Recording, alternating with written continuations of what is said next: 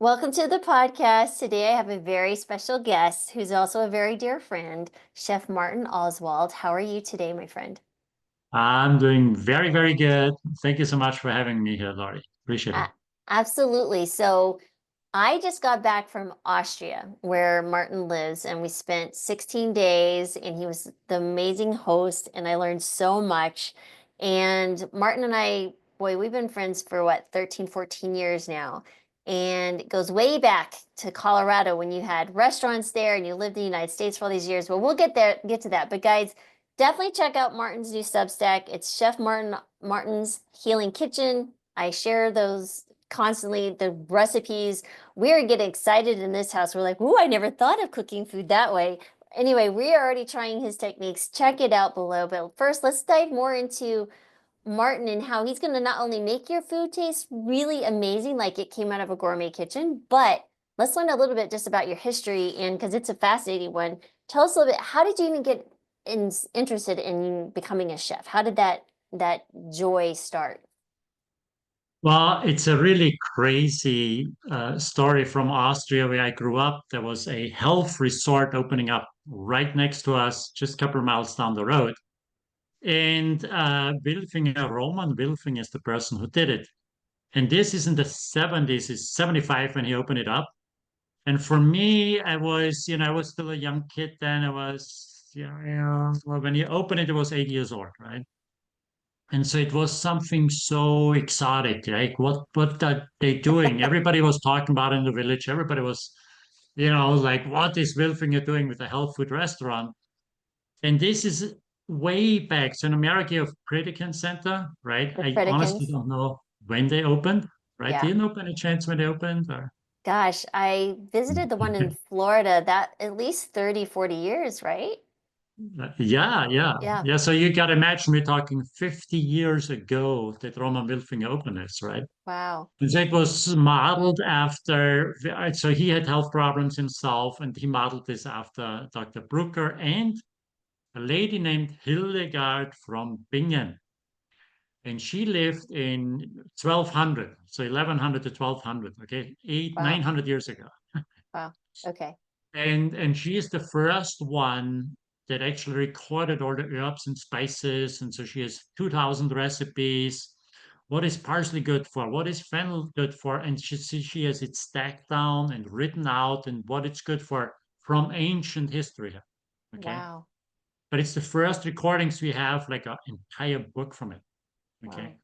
And that's inspired him. And obviously we're living in modern times. And so we're not taking those sources as information, but even back then it was inspiration, right? So sort of like taking tradition and building that into it. A quick thing I wanted to say about Roman Wilfinger, right? So he started it, and I worked it a little while. Everybody has to do a rotation in the kitchen, and I was watching him eat because you do the pizza station, okay? So there's a pizza station, there's a salad buffet, okay? And so you're doing your work out there, and Roman would always come in and then sit right across from us, right? And so he gets his big salad and everything, and then we would get like a big veggie platter. And the veggie platter was loaded with always a grilled tomato on there as a sauce substitute, right? But it's grilled all the way, roasted. And then seasonally there would be the corn or mushroom or greens on there, and it's just loaded with veggie, right? So then what he did too is he was running with his hotel guests. He was jogging, did lots of social work and all that kind of stuff. So my question to you is this. Guess how old Roman Wilfinger made it to be? Wow. I'm guessing, was he over 100? 90s? 95 years old. Wow. Okay. 95 years old, and he's still kicking and he's still going there and he's still working there and he's still seeing all his guests. And it's unbelievable. 95 years old, a true pioneer. He's 95 now? 95 now. Oh, he's still And alive. oh, yeah, yeah, he's still alive. Yes. Oh my gosh. How cool is So that? so that's you actually, so you started working for them when? In 82, or yeah, do I get my numbers right? 83, yeah, something like that. So you were like 6, 15 years old. 17, 15, 15, 15, yeah, 15. Wow. Okay. So then where baby. did you go from this really interesting, you already had kind of the initial exposure in observing this really interesting way of eating and living. Where did you go from there? So I got really so fascinated with it. So there you have to work in Vienna and Graz and everywhere in these resorts. And then you go to the army. It's military. Everybody goes to the army. And then you get to choose your first very job when you get out of a 3-year apprenticeship. This is a comprehensive program. They teach you French. They teach you accounting. You're 18 years old and you basically have the makings to become a restaurant owner. You do a Mm, couple more tests. At 20, you can be a restaurant owner with all the knowledge you need in Austria. wow. Okay. So, but anyhow, so in my case, then I choose to go to Willi Dungel. And Willi Dungel is very, very famous. So Wille Willi Dungel Dunger? actually, Wille Dunger. Willi Wille Dungel, Dungen. I'm always trying to improve Dung. my German. Wille Dunger. Okay. You're gonna have to come back and I know I had to come back for remediation. Okay. so so Gotcha. Willi Dungel now is in those days he was super famous. So we had, Falco, the singer Falco. No, Uh Falco. the Kommissar or Amadeus. Oh, Amadeus, Amadeus. Yes, Amadeus, yes. Amadeus. That's Falco? Okay, cool. That's what I cooked for him at Willi Wow. Dungel's. Oh, wow. Okay. Yeah, so the health resort was loaded with celebrities. We had Boris Becker there, we had Thomas Muster there, we had all the Formula One races. Formula One Ayrton races. Senna, Niki Lauda. So these are the superstars of Formula One races. I think Ron Howard made a movie, Rush, if you have seen that. Oh, yes. Yes. All those Oh, guys you see in the movie came to our hotel, to the resort. oh, wow. Okay, Yeah. very cool. So you were working Yeah. for there, and then what was And your that's a entry? full on. So they had four different interesting things. So we had a standard diet, something a little more healthy, and then all the way down to Hmm. macrobiotic food. So there's lots of grains in those days and so on. But there was no sodium in there, no salt. So hypertension, they had that already in their eye. And lots of veggies, all organic, 100%. But, and this is really cool, is they had a week-long fast back in those Nothing. days Wow. So with, they were already yeah, doing fasting. water fasting. So they had only like tea stand introduction and finally a potato. So within like 5 days, you get a potato again. But they had that out of the culture of these ancient cultures, but it was always only done with a medical doctor. Hmm. Two medical doctors in-house. And of course, they would check all the blood work and don't ever do that by yourself, of course, right? Right. But I thought it was fascinating that now we live in this world where this is coming back again, right? Mm. But Mm. even back then, they did it already. Yeah. Back in Austria, they already are ahead of the curve. Interesting. Yes. Yeah. So you eventually went on to work with Wolfgang Puck. Puck. That's Puck. right. So I we're say that jumping correct. forward now to 1992. Okay. And I started at Wolfgang Puck and I got to know this beautiful woman, red-haired woman. And anyhow, so Your I jump beautiful a little wife, bit ahead of Carolyn. myself. I Yes, have it's Carolyn, my wife, my now yes, wife. yes. But I jump a little bit ahead of myself. In 1992, I was in a room with a dark room with like 15 people, maybe 12, 15 people. And there was a gentleman giving a speech, a lecture, a health lecture. Now, from my previous stories, if I tell more about it, that I was fascinated at that stage in my life already. So I had to see him, right? I listened to it. But there was only a few people in there, right? And I was like, well, this should be packed or something. His name was Dr. Dean Ornish. Oh, Lifestyle Medicine, top 100 most influential people, Time Magazine, and on and on and on, right? So Dr. Dean Ornish is obviously very well established. He had done his trial then already, so this is early 90s, hmm. but not many people showed up, right? The Wow, crazy thing that happened next was that my father-in-law had a heart attack a wow. couple of years later, And I told him about it, and he went on that diet, and he actually managed to really reverse his heart disease Wow. with the Dinonish program. So you went from being in Austria, you started working with Wolfgang Puck. Is this at the same time that you saw Dr. Ornish That's speaking? correct. Oh, That's okay. correct. So then you introduced your father-in-law. Was he your father-in-law at that time, or just before he was your Nope. father-in-law? Before I was, Before you yeah, actually got married. yeah. Okay. And so then he has tremendous benefits and he's doing great now still, He's right? 82 years old. He's outlived the average American life expectancy. And he had a heart attack, if I remember He had a right. massive heart attack. His arteries were clogged 80, 80, 70. He is one of the few people who did not do bypass surgery. Okay. I just wrote Dean Ornish on one of his, I don't know, was it a Facebook site or something? I told him the story, and he responded to me and he said, like, "Oh, I love hearing those stories. Please send me more." So Yeah, that's awesome. eventually I have to talk to him. Yeah. So, That's but anyhow, fantastic. so quickly back maybe to Wolfgang Puck, because I think it's so fascinating, right? So for anybody who doesn't know Wolfgang Puck so well, he's one of the first leaders of California cuisine. And what he does is he does Mediterranean diet and, on the other hand, Asian diet. Hmm, So he joined this little fusion cuisine that we did in the 90s. okay. Um, it's funny because we work in Austria and we sort of close to the Mediterranean, but I didn't really know it until I worked for Wolfgang Puck. And this was in California. You went to San Francisco, right? Correct. Okay. Yeah. Okay. And so no creams, no butter sauces. It's all vinaigrettes. There's little salads on the entrees, fresh artichoke, think little fresh olives. And I mean, it was just unbelievable. Everything fresh, everything organic, everything from the farmer, Mm, real food, right? It was so fascinating. I like every day I would just walk in, I would just like gush over just all the special or the produce you have picked every day fresh. Here's something really fascinating for your listeners here. A good restaurant you recognize of how large the refrigeration is.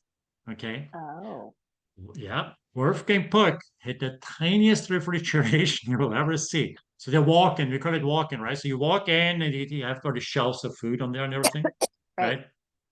And normally these hotel chefs, right, they have like 5 walk-ins or something, right? So everything sits there for a week before you cook it and so on. Mhm. We cooked pretty much everything fresh that day. It was Wow. crazy. Wow.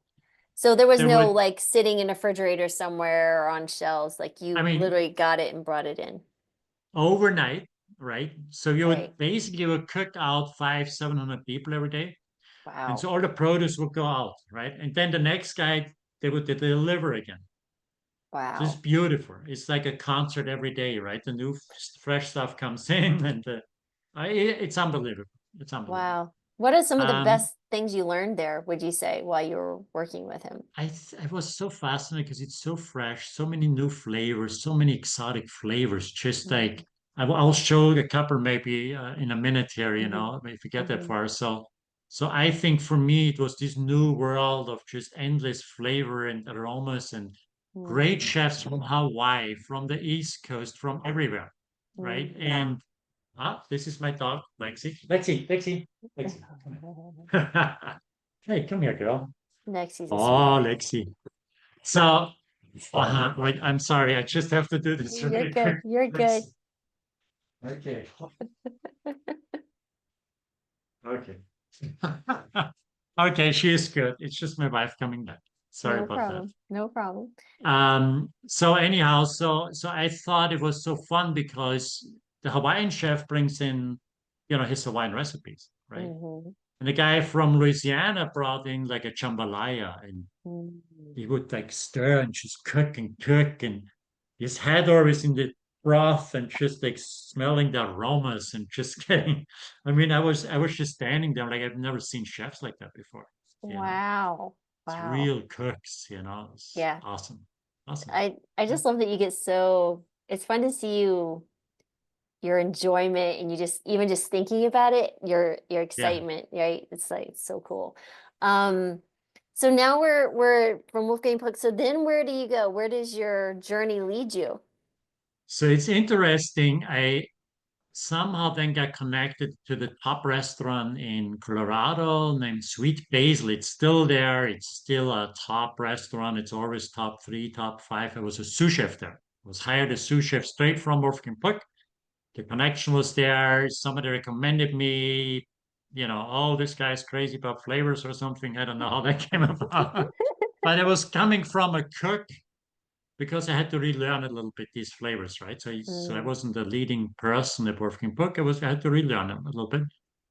And then I became a manager again, right? So then was a sous chef there gotcha. in that top restaurant in Colorado in Sweet Basil. And after that, I went to Syzygy, and there was really awesome. This is Aspen now. Okay. So because in Aspen, obviously, the money is there and, all that stuff. So as cook, you get to play with the best foods you can possibly imagine. There is Right. no limit to like, oh, truffle, you want caviar, you want turbo, you want every produce fresh anywhere you want in the world in those days in the late 90s now, right? Wow. And the best part is I got to work with a sommelier. I know you don't like those wine guys. I don't mind wine. I don't drink, but tell us about the sommelier. Okay, so this is a great class, a great lesson for anybody who listens in as far as like learning about flavors. Mm, The sommeliers are way ahead of the cooks, okay, mm, in how they describe the flavors. Right? So cooks are great in smelling, right? So I smell something like, okay, I put this with that, and so I'm a producer, right? I'm making the wine, so to speak. Yeah? mhm, A sommelier is the other guy. A sommelier is the guy who just smells it afterwards. mm, Right, so they do. So I have a glass of water here. Look, nice. mhm, And they smell it, and you put one nostril in, and you smell the wine, right? You put mm, it on your nose, they say, okay? And then you try to identify the spices in there. So sometimes wine has earthy tones, sometimes it's spices, sometimes it's grassy. And so I have this rich vocabulary on how to describe flavors. mm. There's a total different way to think about it, Okay. right? And Okay. so what helped me then is because I worked with Master Sommelier. He is Master Sommelier Jay Fletcher. He's actually in a movie, in an Amazon movie. He got really famous. He's Okay. actually the master of court. He's the chairman of the Court of Master Sommeliers. So the very Wow. leader. Yeah. Wow. So, but anyhow, so he's super intense guy. It was a great time to work with him. We had $2,000 wines, Petrus, and the main job was to match that with food, Mm, right? And the first problem that you see is I come from fusion cooking. And so you make it so spicy that you don't think like, well, that $2,000 bottle of wine has to actually smell of something. I mean, that's the highlight of the meal in that case, right? mm. You want to support the wine. You want to dance back and forth between the flavors. Okay. So if Okay. you use any crazy spices, you overpower the wine. Oh, wow. Okay. Right? So now you got to sit down and you taste it. And so the way you do this is you get this expensive bottle wine back from the customers. And there's always sediments in the end. So you put it through a coffee filter, the Okay. wine, right? The wine drizzles down. And then Uh, we get to drink it, me and the master sommelier. We taste it. And then I would cook something up and we okay. would just sit there. And sometimes it would just be like cocoa nips, the cocoa Yeah. bean, the, Yeah, little yeah. cocoa nips. Yeah, yeah.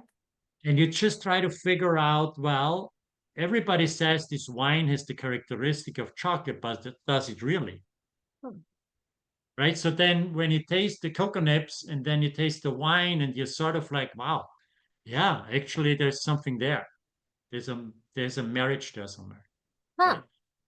And of course, like those days I ate meats and everything. And so you do an elk or what. But the less you season it, the more delicate the flavors come out. And you Interesting. learn fast that sodium is great, right? You always need sodium to bring flavors out, But if Mhm. you use too much, you lose the flavor, you overpower the flavor of whatever product it is. So because Mm, all you have left is you have the sting on your tongue. right. Right? So now you drink the wine, it doesn't work anymore because it's just too much, right? Wow. Okay. So you cut back on the sodium actually. Okay. It's really interesting. So if you go to the French Laundry, for example, right?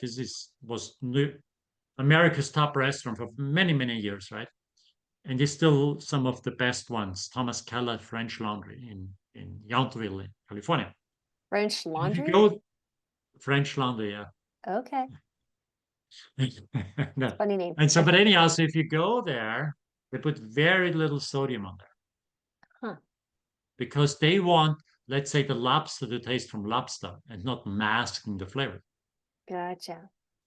So Okay. then, so this started me on this new journey of like, oh, what if this is the, so then I went to France a lot. I went to all these Michelin star restaurants and I chased the best foods and for many years, Wow. that was my world. Yeah. Wow. So you really no wonder your food tastes so good. So you're literally learning the fusion, you've learned the health, you've learned, then you're sitting down with the sommelier who's telling you about balancing and you're learning all those, you're chasing. I'm like, no wonder your head is like a vault of information like nobody else has. Okay. So now then you had two restaurants, right, in Aspen, Basalt and Aspen, Pyramid Bistro. We've eaten at both of them. They were amazing. Well, then you had Mix Six up in Snowmass, Yeah. and then you came back to Austria to take a break. And now you're where you Yes. are, and now we're joining back Yeah. forces because like 7 or 8 years ago, we tried to start the Doc and Chef YouTube, and we were just both super busy. It wasn't the right time, but now we're rebuilding that. We're going to be announcing our Doc and Chef community soon, so you guys definitely hang on for that. But so now you wanted to speak to us about spices, like you have. I didn't know this, but he showed me before the interview. Like you brought in some like plates of stuff, and I'm like, gosh, I want to go back to Austria already because he fed us a few times while you're there, guys. And oh my heavens. Okay, so please tell us what you're I gonna don't do. know how we do this. I don't know. I cannot only see half my screen, but That's anyhow, I'm okay. gonna fly through this. I don't know how much time you have You're or, good. Yeah, yeah, yeah. okay, here is something that's called Szechuan peppers. Okay. So everybody knows black pepper, right? The telly cherry pepper that you should do with turmeric and you activate it more. But these are telly cherry peppers. They taste, I'm sorry, these are Szechuan peppers from China. Szechuan. Okay. And they taste more like orangey, fruity. Hmm. They're not And you hot, can use like them burn your great with tongue. eggplants. Wolfgang Puck, we cook them with eggplants. Awesome.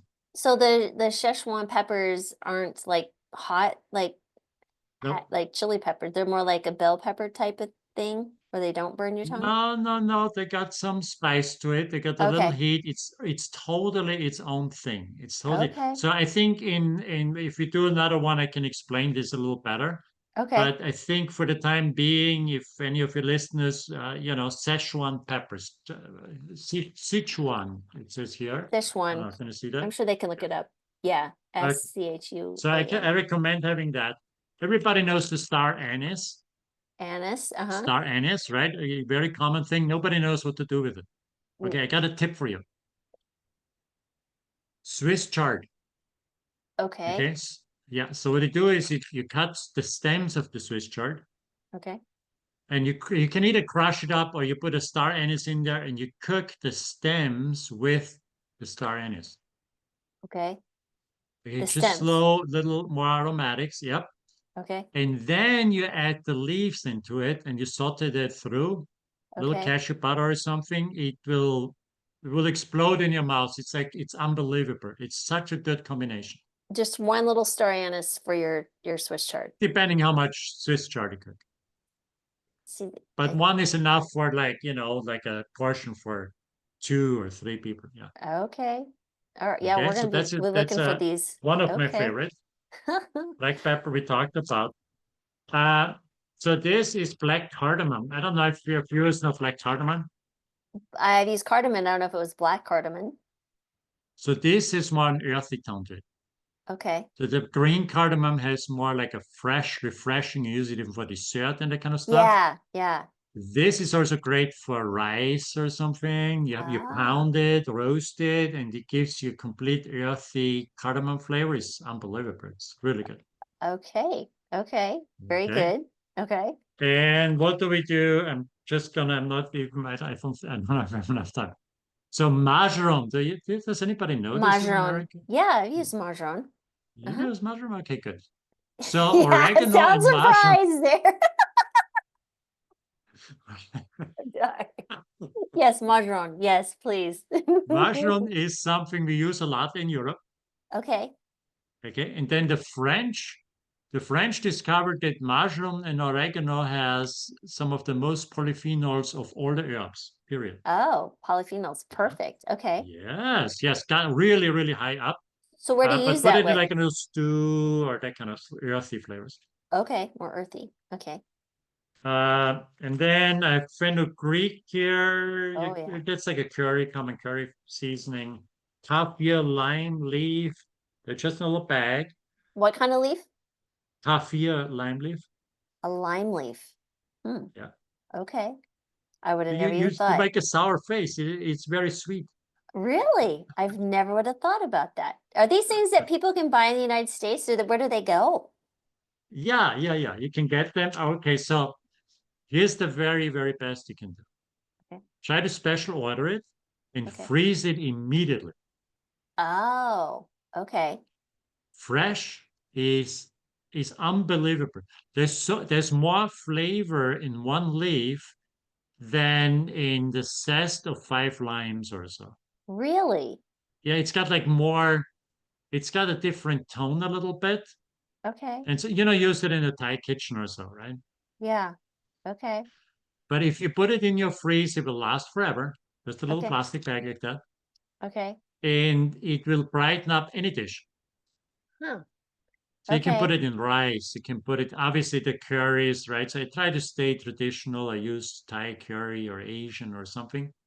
But Okay. anytime, I don't always have a lime in my house either, Right. right? But then I put one leaf in there, and it's just a total different thing. Yeah. One leaf. Okay. Oh yeah, Cool. yeah. Or you can slice it into it too. And so I wanted to show you the clove. Everybody knows the clove, of Yeah. course, is the most polyphenols from all herbs. And then I have a couple more things here. Do we have enough time? Can I show you Yes, yes, these? of course, of course. You sure? Okay, all right, all Yeah. right, all right. Oh wow, look at this plate. Okay, so I'm gonna hold it down so it's gonna fall down. Can you Okay. see it in your screen? What Yes, is this? Do you know? well, you told me. Do I tell them? I see green olives. It's a secret. Yes.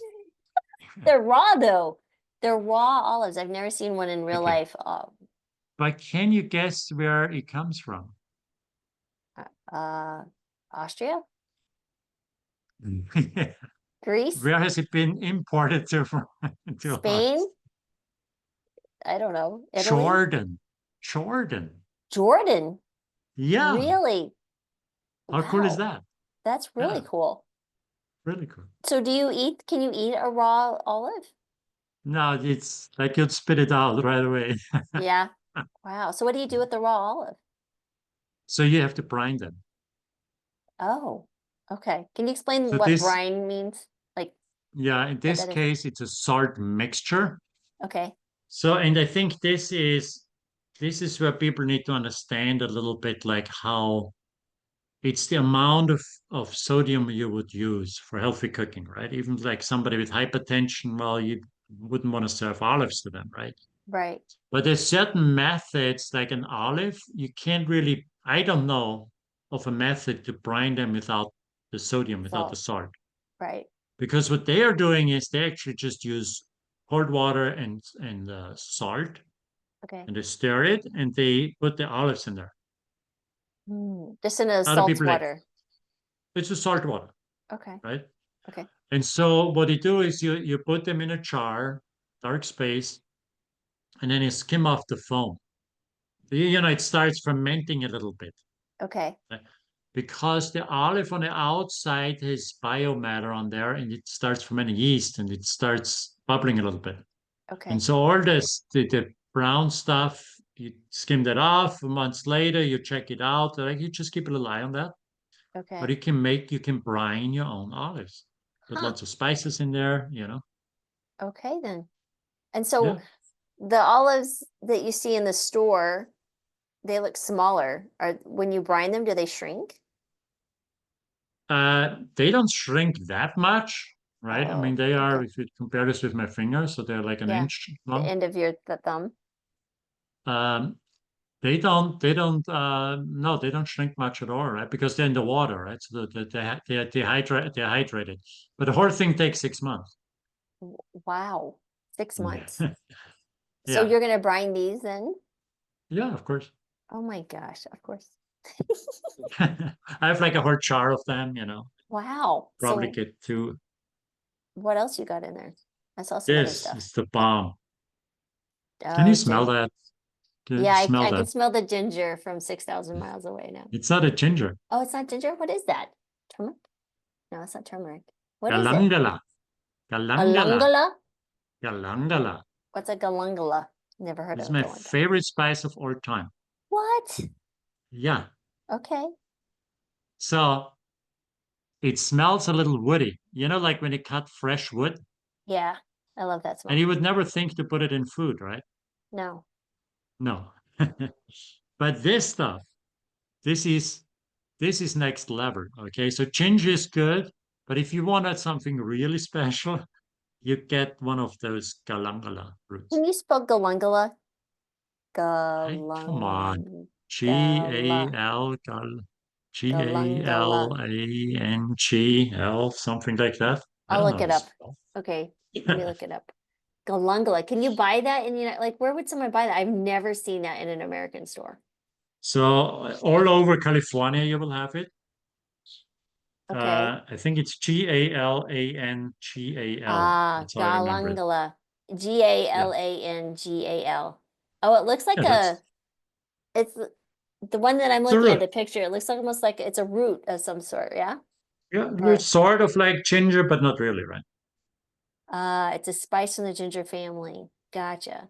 They call it a pine-like flavor. So what would you use that Exactly. in? What would you use that in?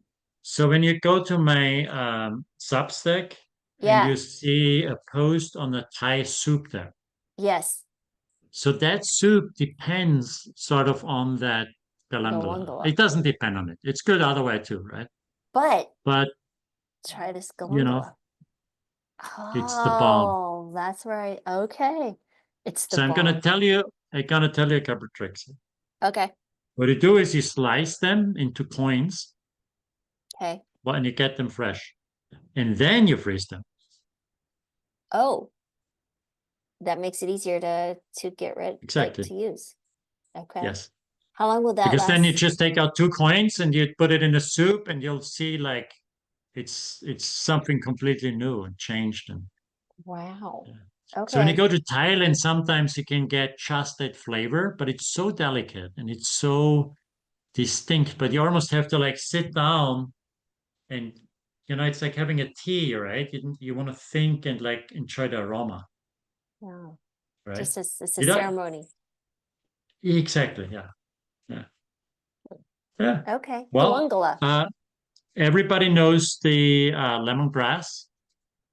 Lemongrass, yes. Lemongrass. So same trick. Freezing is awesome. What I see are is people are like, well, I don't want to buy that, or I buy only one, and it's going to get bad. And okay, so the best trick with that is you could pound it a little bit, right, with the Okay. back of a knife. I'll show you in some other time. But you can literally cook it in a soup for, say, for 4 people. This much, this will be, you put in a soup for 4 people, not too long. Okay. Then you take it out Okay. and you refreeze it. Oh, you can use it. It's like seeping a tea Yeah, yeah. bag over So and over. Hmm. exactly. Yeah. So you take it out, wash it off, Okay. put it back in a plastic bag and freeze it. Okay. And the week after, when you make a Thai soup again, or 3 days later, I Thai soup a lot. I use that same one in that. I Okay. do the same thing again. So you just wash it off all the way, right? Yeah. Then I use it for my rice or something like that. Wow. So how many times do Yeah, you use it? 3 times? I think 3 times is a good time. I mean, obviously you want to be hygienic about it and so on, right? Right. But look, if you have the money and go fresh every day, right? But I also think for those who don't have the money, I want to make these spices available and tricks that they can use them Yeah. and get the mileage out of it, because some of it is expensive, and so that's Yeah. So okay. And so galangal and lastly, lemongrass. Interesting. the langala. And then lastly, everybody knows Oh, your these. pomegranate. Yes. Yeah, the pomegranate. Which you were sharing with us on our video today. You shared some stuff. Yes, exactly. And so I just picked that up. And I think the thing you need to know about pomegranate, well, there's two things. One is it has these seeds in there, so it's not for everybody. Mhm. So if you really have a problem with seeds like that, these raw seeds, right? People don't, there's that kind of group that don't want it. Then just press juice out of it and enjoy it that way, Mhm. right? You still get the health benefits, right? Mhm. But for one, I just bite into it. I eat the whole seed there. Okay. The seed. So what is your technique to getting those seeds out of the actual pomegranate? Like it's Oh, a you got to workout. watch the video. You got to watch the Oh, I video. gotta Right? watch the rest of the video. I didn't get to watch Yeah, all of there's a it. cooking video. Okay, I didn't see about the how to get the pomegranate seeds out. What are you beating it or something? What is the technique? Yeah, you beat it. Yeah. So you use a little kitchen spoon and you beat it. But I have that Okay. video, right? So you cut around the top. Okay. It's actually funny you should ask because the pomegranate I had was a really a stubborn one. So like Mm, normally cut around and the lid comes right off. yeah. And I shoot the video and I'm like, Like come out. come out. Oh my So goodness gracious. so anyhow, but we got it done, and I'm like, well, you know what? That's the real world of cooking, Yeah. It's that's how it Yeah. happens, But That so I is very awesome. much enjoy these pomegranates, and I hope so anybody else can enjoy this kind of great products. Well, geez, everything I've learned just from our little conversations, I can't excited. So, you guys, we are going to have monthly podcasts. We're also going to be working on some monthly webinars, really topic focused about, you'll learn about information, you'll learn Martin's amazing. If you guys just got a taste of what's in Martin's head, it's just a little taste. Oh my goodness. So I'm so excited to learn. So you have those things. So be on the lookout. Definitely subscribe to Martin's Substack. It'll be in the description below. It'll be on the YouTube. It'll be on the podcast. Go over to Substack. Well worth your time to invest and really heighten your cooking. So, I mean, you won't get bored ever again with cooking. So that's fantastic. Thank you, Martin, for being here All today. right. I Thank can't wait. you. Thanks for having me. Appreciate it. Awesome.